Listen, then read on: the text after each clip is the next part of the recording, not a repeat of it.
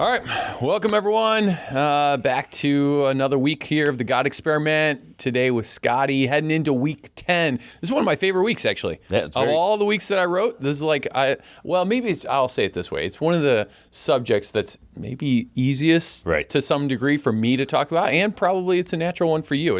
But it's one that I'm most passionate about as well, or a lot of times. Yeah. I find myself just going, because if we can do this well, it's a big deal. And it's all about leadership. So if you read it, then you're up to speed on what we're talking about. If you're not and you're just watching, awesome. But we're talking about leadership, and I make the argument actually, and I've done this with my church. I think everyone leads. Right, that's what I was going to say. Everyone leads. This is one that somebody that may go, well, this doesn't pertain to me because I'm not in a leadership position. Right. But you're right.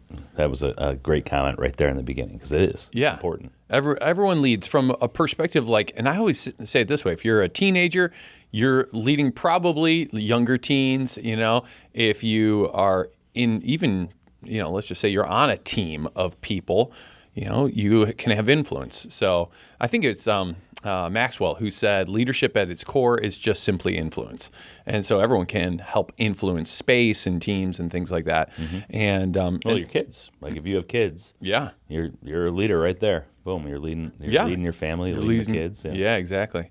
And so what we dive into during this whole week is how Jesus models leadership, and it's specifically as a servant leader, not a lording leader. And so that's the whole week, is this, the contrast between those two different forms of leadership. Are you going to, lording leadership is this kind of domineering over, and servant leadership is more of an from the bottom up. Yeah. And so day one, you want to dive into this? Let's dive right in. All right, we talk about getting our hands dirty, and I use the story where Jesus, obviously, he washes his disciples' feet. This is the day before he goes to the cross. He takes the lowest level of so in that day and age, if you had servants, it was kind of like if you were the green guy, the first guy on the lowest guy on the totem pole, you got the washing everyone's feet as they came on in, and then if someone else comes in, it goes down to them and you move up a rank. And so, Jesus takes the lowest possible position as a servant leader and washes his disciples' feet. And so it's this idea of you're not afraid to get your hands dirty in the low things. So, all right, I'm going to put you on the spot. Are you ready? All right. I'm ready. So you, obviously, your position, COO, right? Yep. There might be less opportunity to get your hands dirty, per se, in this day and age for you. But how do you practically, how does that practically work out in terms of I never want to get so, let's say, in a positional, spot of leadership that I'm not serving still to some degree. So how does that even work for you? Yeah, I think it's difficult, and it's difficult as people. That's a struggle for leaders, I think, too, as they ascend, because you want to be that. Well, for us, we had the cares, we have the cares values, and really, I think there's been some confusion there. We've had some other values that came out, and those were kind of the Delavan Holdings values, but the cares model was really always about the dealerships, right? So that's kind of what we ran in the dealerships, and the S stands for servant leadership. That's good. And that's really what we try to preach. And what's difficult for me, and I think other leaders in our organization, as we've grown as much as we have, is yes, we would love to jump into the fray. There's so many times, you have no idea how many times I'd be like, how much easier it would be just to go run one dealership again, or to go just run the sales tower again, or just jump back into sales again, or whatever it may be, because you enter a point where you don't have those opportunities, like you said. You don't have those opportunities to enter into the fray, because you're just, a leader. This has been a difficult thing. As a leader, prioritizing time because the group needs leadership too, right? Yeah, so sometimes.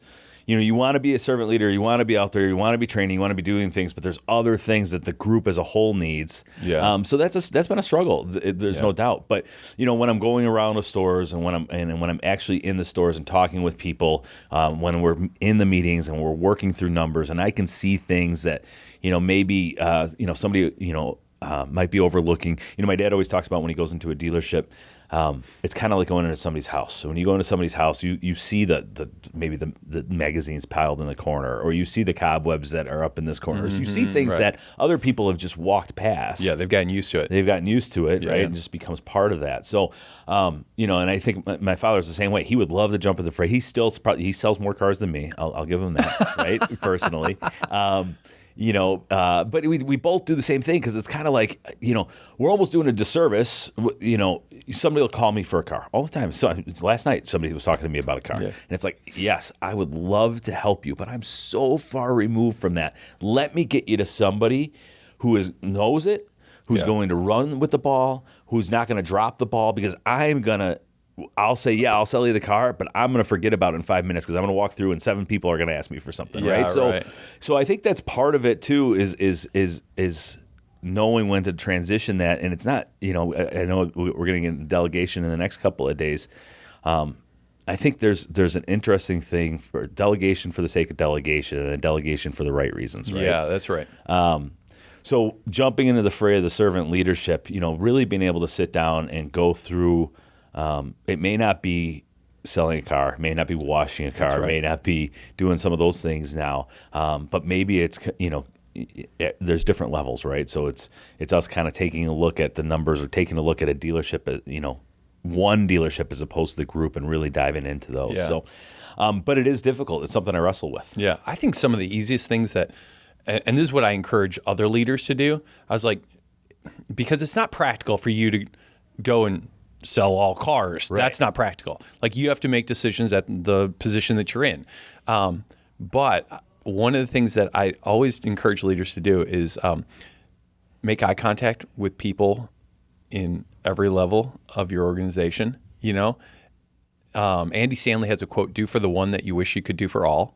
So it's that idea of like, let me just stop and talk to one employee, and just help them know that they're seen and I care. Like, that's actually one way of just kind of, I would say, coming out of 50,000 feet and coming all the way down to 1,000 feet, and just kind of meeting people, right where they're at. And then the other thing that was modeled to me is great. Once again, servant leadership, never too big for it. It's always pick up the candy wrapper, and no matter your position, you're not too high to pick up the candy wrapper that's on the floor. So like when we walk across even at church, I'm looking for garbage and I pick it up. Not because like I don't trust our other staff to do that, or the people we pay to do it. It's just one of those deals. Like, it's not like, oh, that's not, I'm above that. Like, you never wanted to go there. And I think that's just a part of it, is you model like any one of us can serve. Well, and I think Greg models that really, really well. And maybe not the candy wrapper part. He does. He will. He'll pick up stuff. I remember one time we were down visiting dealerships, and I'm talking with the people, and I'm talking with the managers, and all of a sudden he calls me. I'm like, "Where are you at?" He's like, "I'm on the roof checking the filters in the furnace." And I don't know, when's the last time these were changed, And I was like, "What?" First of all, this was at a time when he wasn't in the best of shape. I think it was before one of his hip replacements, so he was already limping. He's climbing up, it was in Quincy. He's climbing up the ladder to go through the porthole to the roof. To check the furnace filters. But he does model it too when he goes to a dealership. And I actually talked about this in a couple different things that I've done recently. And I struggled with this. When I was running one store, when he would come into the store. Because as a general manager, I thought, well, he's coming to talk to me to see how the store's going. B, well, I'm his kid. You would think he'd want to talk to me. But he tends to kind of just breeze past the general manager, right? And he likes to go to everybody knows he likes to go to talk to the technicians, and he talks to everybody. He wants to talk to everybody. Yeah. And the number one question he's asking is, what do you need? What can we do for you? And give me what's really going on here, right? And that's a great behavior to model, right? And that's that servant leadership. It's going down and saying, and not down, but going into the fray and saying, okay, what do you need? Maybe I'm not up fighting with you on the front lines. Yeah, right. But right now, what do you need that I can help you? That when I go back, I can find and help you. To help you do your job better. Yeah, be more successful. Yeah. So he models that really well, and so I've tried to do that as well. It's hard now too. With as many employees as we have. And I tell them all this. I feel bad because I'll walk through, and of course there's some that I know. Yep. There's some that I've met, but with 2,000 people. I'm sure yeah. you get the same thing at church, right? You Yeah, want to no know way everybody. you know everyone. No way. No way. Right? So if I ever come up to, if you're listening, and I ever come up to you and you've already introduced yourself to me 3 times, I apologize. It's really hard though. But we want to know that. Yeah. We want to know you. We want to know what you need. And I think that's key. And we try to cascade that down to our management, right? Yeah. To walk through, really talk to your people. Yeah. Because it's the same kind of thing. You think you know what's going on, and somebody else different comes in and sees it in a whole new light. Yeah. All right, let's continue on in some of these. So you already leaned into developing others. So Lording Leader just basically tells people, dictates, do this, where a servant leader is going to be developing others. And we talk, I mean, it's the most simple idea of I do, you watch, we talk, I do, you help, we talk, you do, I help, we talk, you do, I watch, we talk, and then you do. That's that development process. How do you continue to practice? Is that a value within the organization of developing people, helping them raise up? Do you have a leadership pipeline? I actually wrote a question here just going, do you guys have a development process and a pipeline? Can someone move up from one place to someday be a manager over a dealership? And is there that kind of that we develop you toward, always want to help you take another step if you're hungry, if you're eager, if you're able? Yeah, for sure. That we have things that we've done. We're actually in the process right now of trying to put a more rigorous and laid out. I shouldn't say rigorous, but try to be more deliberate with it, strategic with it. Structure. A more structured approach to training up leaders. We've done it. A lot of people have been through our Emerging Leaders course with Rod Ogilvy from Associates in Professional Coaching, and we've done some other leadership classes. We've been sending people out to the NADA Academy, but there's other things, right? That so we want to develop that more to offer those kinds of trainings, but. What has been amazing for our growth is just all the good people that have been here, all the good leaders that have passed on and have helped develop people behind them. That's cool. And it is amazing to kind of go through the ranks and look at like, well, this person's been promoted how many times, right? This person's been promoted how many times, and we almost kind of hit an inflection point here, and it feels like, all of a sudden like, wow, our pipeline is tapped. We're done. We can't even because we've grown so fast and so quickly. But more people keep stepping up. More people keep coming in. There's more mentorship, which is fantastic. Arthur Brooks. I don't know if you've ever read anything by him or no. And I got the opportunity to meet and listen to him talk for a while. And he's kind of the professor of happiness at Harvard, right? And the last speech I was at, which was really pertinent for me, in your late 20s to early 40s is really that's your doing stage, right? You are really, you're learning, you're driving, you're creating, you're working, you're pushing, right? And then you hit this kind of early 40s to mid 50s stage, and they did a study and they found that was like the unhappiest point in the person's life, right? And really? That's me. I'm right there in this in this transition stage. But I'm happy, right? No, right. Yeah. Until they learn to transition to this mentorship and teaching stage. Yeah, right? When you developing others, when you start to develop others, and you start to leave behind that. You've made it. You've climbed it. You've achieved what you've achieved, and now how do you switch? How do you start to take on that mentorship role to start helping the rest? And that's really what is kind of a different kind of happiness, but is also a fulfilling happiness. It really is. They find, right? Yeah. So I am in the middle of that season where it is bizarre because even as you describe it, I'm like, I know when the switch flipped in me. It's not that I don't want to do things, but you really do start thinking through the next generation and raising them up and developing them, and that's energizing. Like when I have someone preach on my stage that I've helped develop the gift and we've really worked the message together, and they knock it out of the park. it is almost more fulfilling, right? more fulfilling than me delivering a message. Like I love delivering a message and preaching, but man, when they knock it, it's when they knock it out of the park. That's when you're just like, oh, that was so good. Yeah. And it really does. It makes you, I don't know, there's a different level of what comes out of it. It is. There is something, I recently here, and I joked with Brian and his team about this. It's like, they set the new record for the most cars sold in a month for our group. Big job there. And it's like, and my record had already been broken once, but I still felt pretty good about the Antioch store 2017. They say that's like the 1985 Bears, right? It's my one win. 2017 Antioch, but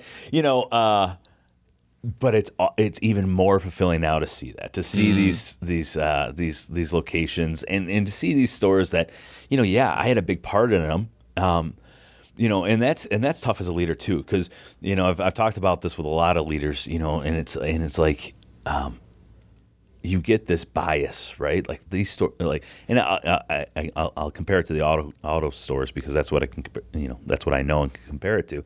But it's like I ran these couple of stores for so long; they're never going to do better than this.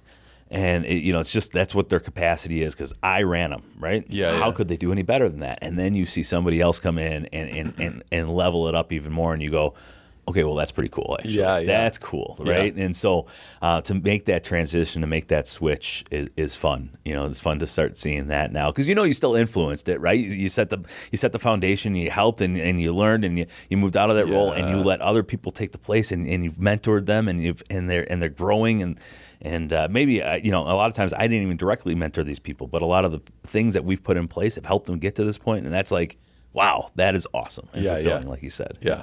Yeah, it really is. It's super cool. All right. Hey, here's another one. This day 3 is one of my favorites only because there's a certain guy that I mentioned in here. Actually, there's a couple quotes in here that I'm just going to be happy to kind of highlight to you even. But, I think I skipped it actually in the last one. Was it in the day 1? Oh, yeah. Day 1, I do have to just say it. Okay. So we already talked about it, but I do want to just say, so in day 1, when we're talking about, and you even said it, that is there anything I can do to help you? So of what your dad does walking around. So I wrote in the chapter on day 1 that I learned to ask a simple question from an observation of another leader. That other leader was your dad, actually. Yeah. And it was that question of what can I do for you? Yeah. He does that at the end of every conversation that I've ever had with him. It's usually anything I can do for you. Right. And it's a huge deal in terms of, coming down and meeting people where they're at. And anyhow, so sorry, I went back. All right, day 3 though. Day 3 is also mention of another person that we both mutually know who modeled this so well. So this is all about letting opportunities arise. It's always, sometimes people are like, they just want to go on in and it's like, I want to be the leader, and they want to like take it. Gary Witt is the guy in that story that I bring on up, and he was CEO over Pentair right here in the area. But when I first met him at Lakeland, he came up to me and he just like said, I've led a lot of things, and I didn't even really know his role at the time that I first met him. But he's like, we're just here to serve. If you want me to change diapers, clean toilets, hold, open doors, greet people, pass buckets, whatever, that's all I want to do for a year. And that's actually what he kind of did for, I don't think he did it for a whole year. I think it was like 6 months. I was like, dude, we got to get you into some leadership levels at the church. But for about 6 months, that's about what he did. Right. Like all that stuff. And the whole principle here is like, don't try to take leadership, let leadership come to you. And so I don't know, but I don't know of anyone else who's ever modeled it as well to me as a Gary Witt, who just kind of just let it, who said, I'm going to just serve first, and then let leadership come. And so I don't know, is there a lesson in there for you that even for you, you've processed in life about letting leadership? Obviously, you've stepped into lots of levels of leadership. And well, I think that was a Were you ever hungry for it faster than it came to you? Oh, yeah, for sure. For sure. I was the brash young, the kid, and I'm gonna make my mark, and I'm gonna push. And I think Dennis Kramer really modeled that for me a little bit, right? Like you're just not ready yet. It's not your time yet. And he was he was a great mentor. And, there'd be times where I'd be like, gosh, he's just holding me back. He's just holding me back. But he was right. Because, we can see things, like in Hindsight 2020. Hindsight's 2020. So he's got that hindsight, right? And that older mentorship. That's what they have, that hindsight. I think about it with my kids now. My daughters now, and they're wonderful kids. Don't get me wrong; they are awesome. Couldn't be blessed with better kids. But I got a 17-year-old daughter. She's got it all figured out, right? Yes, she right? does. She's got it all figured out. She's hit the age. And it's kind of the same kind of thing. You can kind of see that, like, okay, wait a second, honey. I've seen this. You don't. Yeah, right. Let me try to help you. Yeah. But they want to push forward, and I was that same way. And I can see other leaders and other people, that did it differently than me. I'm kind of that general pat, and I'm going to go. Here we go, right? And there's other people that have just kind of let, I think Tom Ford is a great example. Tommy's never really been one to push, I want to take on this, I want to take on this. He just he gets things done. He's not real vocal about it, and then the leadership just kind of keeps on coming to him, right? Because he just, he's a great example of a servant leader in terms of he's always trying to better the people around him. He's not a dictator in that kind of way. And so even though he's so young, I've learned a lot from Tommy. He's younger than me, but I've learned from him, right? Wow. Because I've seen things that he's done that's different than me. Tommy and I were coming up at the same time, right? He was running one store, I was running one store. We were competing against each other, friendly, right? Always in a good way, but it was competition, right? And we did it different. We did it differently, but the same. But so kind of seeing some of the things that he did and learning from that, and I think you can do that anywhere, and like you said, so here I am now. The leader of this, but I'm learning from all the leaders around us, and just like you say, even though you may not be in a leadership position, you are influencing somehow, some way, and you may be you're influencing not just people that might be below you in the org chart, but above you too. Yeah. And that's. It's a key thing that when you're saying that, when you start pushing for leadership, it's almost like that false. When they talk about easy money goes real fast, kind of the same kind of thing. And that false. Leadership needs buy-in from everybody around you too. Yeah, and when you try to push, it has to be forged, right? Though. Exactly. Yeah. Forged in the small things, forged in small beginnings, and it's that all matters.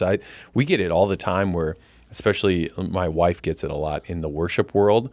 We've got a pretty big stage in terms of just how our worship comes off, and our quality is excellent at our church. And so we have musicians who will show up and they'll be like, it's week one that they're at church. Hey, this is my first week here. I want to join your worship team. Well, they want to be on that stage, And we actually have a policy that says you can't even apply for our worship team until you've been at the church for it's either 3 to 6 months, something like that. Because it's like we want you to just be. Right. Not if you just want to be on platform, you got the wrong heart. Yeah. We want you to just be a part of our church and have ownership to the church before you're going to have a platform on the stage. And so it weeds people out pretty fast, though, who are just they're just leader hungry. It is hard too, because you do want people that step into those roles. You don't want if everybody just held back and say, you've kind of shown some leadership. So there's that fine balance there, right? And but that's tough to learn. And the only way you're going to learn it too sometimes is by making that mistake. Like, I stepped into that way too early. That's true. Yeah, or I tried to go for it and I got put in my place. Exactly. Yeah. And I think Dennis was great at doing that with me, right? So having a good mentor like that. Yeah. I find though, if so anyone who's watching this, if you serve well, once again, that servant leadership wherever you're at, you'll just be surprised. Yeah. People will want to call you up. So you don't have to be hungry to say, give me leadership, give me leadership. It will be noticed and it will be called out. Yeah. So, hey, last day is this one on focusing on the success of the next generation. Or no, did I skip one? Oh yeah, I did skip one. Day 4 is on leading with love, grace, and encouragement versus just kind of shame and guilt and fear. So here's a question around that.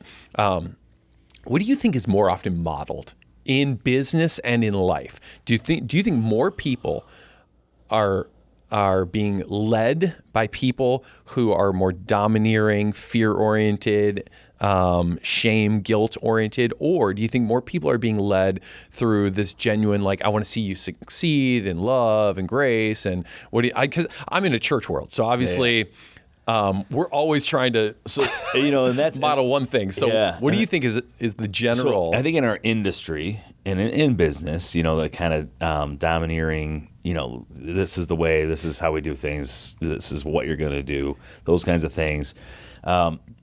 I think that's changing. I think, there's so much talked about in that space now. There is. Okay. And it's almost like a pendulum shift a little bit, right? You get, because sometimes there does have to be that too, especially in the business world. Get it done. Yeah. Sometimes we got to get things done. There's got to be accountability. And so it's a fine line to walk, just like anything else. There's that pendulum that seems to swing back and forth. And I've been fortunate, in my business career to kind of be, obviously in my business career, I've only really worked at this dealership, right? Mm-hmm. I mean, I worked at other restaurants and things like that. And in reality, I'm thinking back now, in just about every restaurant I ever worked at, it was really more of a model of, love and bringing up and teaching and all that kind of stuff. So I've been really lucky throughout my career. Yeah, it would be like healthy cultures. Healthy cultures, healthy, really kind of trying to teach the next generation. And, so, and I think, like I said, I think the business world is shifting that way. They've seen that. If you think about some of these great companies that things have been modeled after, Chick-fil-A, or Southwest Airlines. I know they've hit some, snags. And that's what's really tough, right? I think that's tough for us too. I think for so, it's funny, for so long we're known this way, and then something will happen, the culture changes a little bit, or we'll get off kilter a little bit, or we grow and we take on a bunch, and people, and people go, well, it's just not the same as it used to be, and it's like, no, we want to get it there, so help us, but it's so hard to keep that wheel kind of spinning all the time, right? And I think that's what's key in business. You can look at companies like Southwest that are really high and then they fall down, but they're coming back down. Right. And so you have to be really deliberate with it. In a leadership role. Because it can get to that point. I have to be deliberate with it, right? Because I know what I am naturally. I can be a little bit domineering. And I don't mean to be. I'm a pretty direct person. I make decisions quickly, and that can probably come off as exactly. It's like, okay, you know what? Like that was not grace-filled. Yeah. I heard everything. We're going this way. Let's go. All right. I'm on to the next thing. Right. And I feel terrible when I do that. But it's just kind of my personality. So I have to fight against that. You have to be deliberate, I think. And I think more and more the industry, not just the business, is doing that. But like I said, I've been really fortunate to be in this organization in this culture that we have built that. It's funny. People often say that I'm hard on people and everything like that, and they'll be like, oh, Dennis was hard on people, but you knew he loved you. Yeah. Right? You knew he loved you. I mean, he'd be like, that was the stupidest thing I ever heard, right? And you'd be like... That's totally how he would have said it, too. And you'd go, and I'd be like, I mean, he was way meaner than I ever was with his words, right? But everyone knew he was a teddy bear. Exactly. But the place he came from, that place of care that he came from. So I think that's key, right? If we're leading from a place of care. Yeah. There's a book out there called Radical Candor that we teach on in our leadership conference, and they talked about there's 4 quadrants, and you have the y-axis is how much you care, and the x-axis is how direct you are.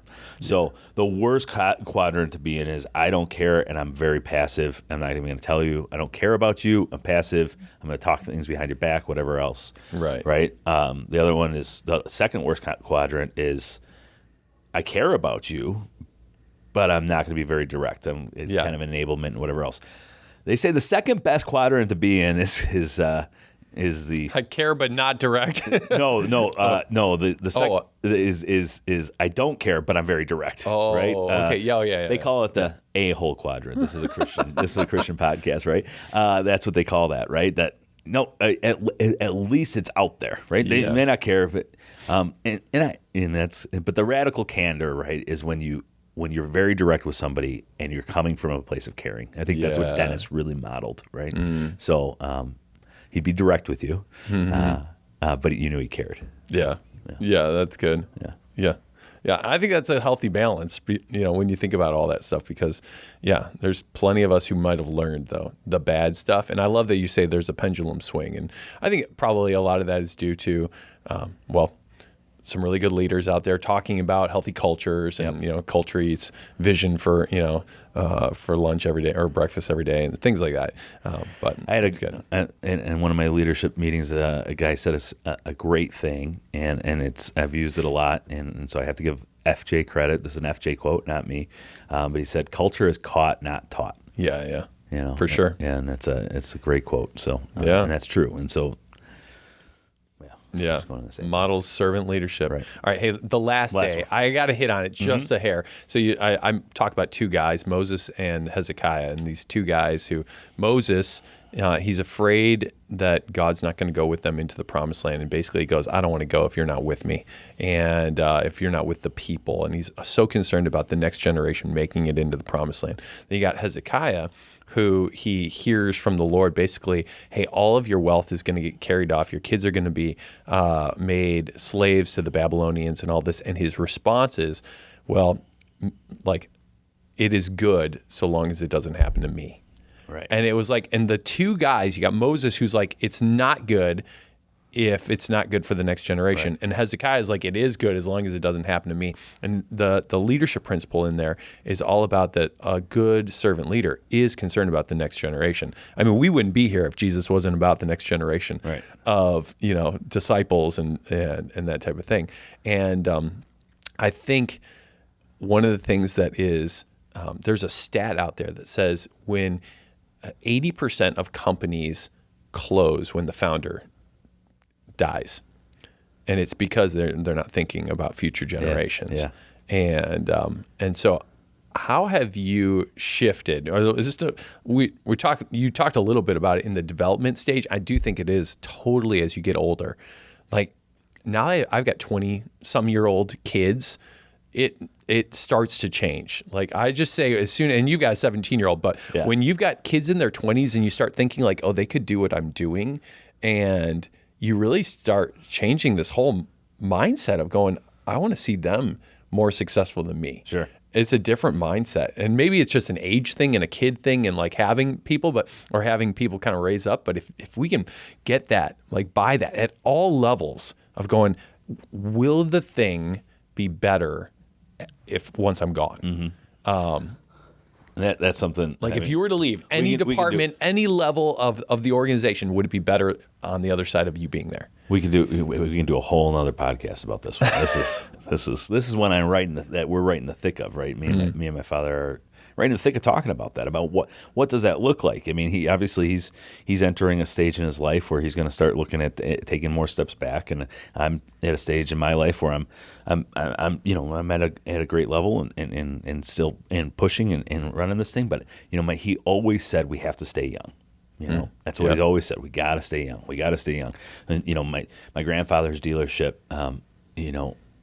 my dad was there and he looked at it and he said, they all just kind of aged right along with it, right? And you get to a point that it was never really passed on to the next generation. They just kept working in their positions until it happened. And I think part of that is, I think that's why, everybody's always like, well, why do you guys keep on growing?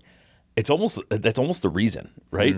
We got to make positions for all the rest of these generations coming up, right? We got to yes, this person's in this position, so, and they're still in the prime of it, and how are we going to replace them with the younger person? We're not. We got to buy another store, and that's not all of it, but it kind of is. I mean, it is one of the driving factors of why we keep on buying, because there's so many great people behind it, and we want to take this on for generations. So we're really in that inflection point right now, talking about it. Like, how do we make this? In fact, we just went to a conference with like Sargento, Sargento Foods, they're in third generation right now, working on passing on to the fourth generation. Wow. First Supply was there talking. I think they're fifth generation, talking about sixth generation.